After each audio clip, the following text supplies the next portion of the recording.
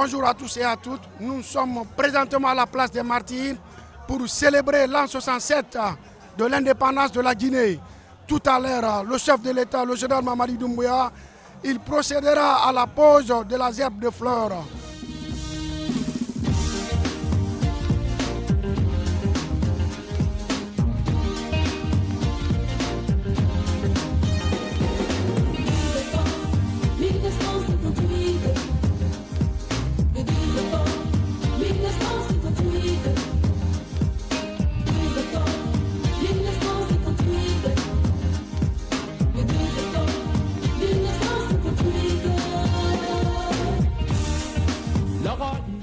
Avant la période coloniale, nos ancêtres se sont battus contre la pénétration coloniale.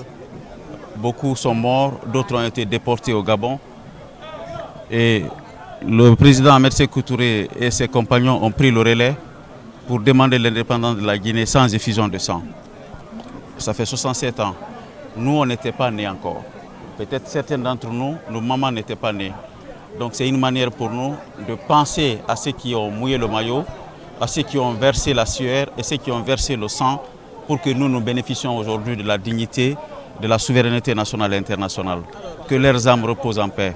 Pour moi, c'est un sentiment de fierté et surtout que cette année, l'anniversaire coïncide à la souveraineté économique de notre pays, à l'orée de la mise en œuvre du programme de développement socio-économique durable Simandou 2040, mais également du plus grand projet minier au monde, le projet minier Simandou.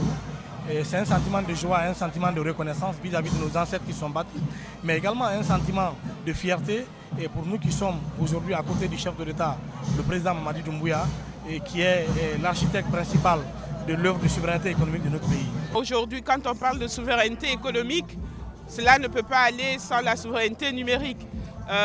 Plusieurs années auparavant, pendant 30 ans, notre passeport numérique dans l'espace, dans le cyberespace était géré par d'autres personnes. C'est comme si on demandait à un Guinéen d'avoir un passeport numérique et pour cela, il fallait s'adresser à d'autres personnes qui sont hors du pays. Et après une lutte quand même très intense, la formation, le renforcement de notre dispositif, nos infrastructures. Un décret a été pris pour réorganiser et surtout pour réglementer les activités industrielles en Guinée. Graduellement, je pense que le tissu industriel guinéen sera très inclusif et économiquement rentable pour notre pays. Aujourd'hui, le socle de la souveraineté économique que nous voulons assumer, ça veut dire qu'il faut qu'on se mette au travail. Plus de travail pour les Guinéens, plus de formation pour le capital humain, mais également plus de productivité, ce qui suppose un appui aux travailleurs, un appui aux employeurs.